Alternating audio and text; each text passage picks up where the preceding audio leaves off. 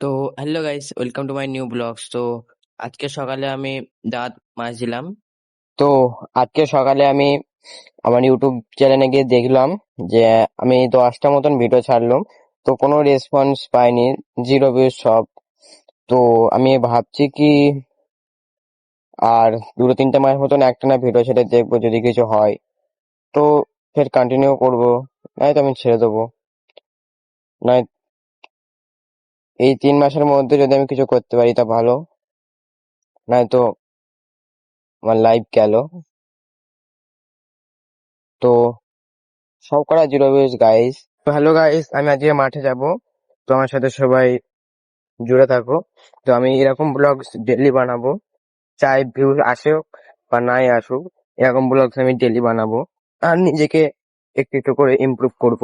তো hello guys, আমি প্রায় মাঠে চলে এসেছি। তো একটুখানি দাঁড়াও, আমি এখন আছি বাঁশবাগানে। তো গাইস, আমি একটা ভালো কথা মনে পড়েছে। তো আমি আর কয়েকদিন পর থেকে আমি হিন্দিতে ভিডিও বানাবো, কারণ হিন্দিতে অডিয়েন্স বেশি। তো গাইস, আমরা মাঠে চলে এসেছি, তো তোমরা ভিডিওটা দেখো।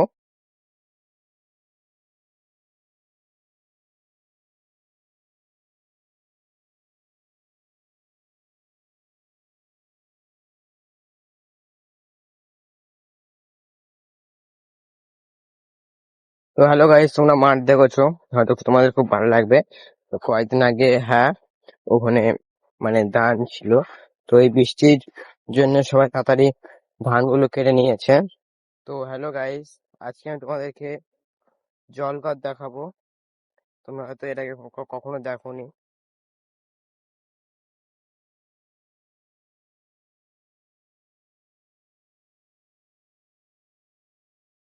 তো এই গাছটা যাদের মাঠের ওখানে বাড়ি, তারাই শুধু এই গাছটা চেনে, যে এই গাছটায় মাছি বসে, তো আমরা খেলা করি।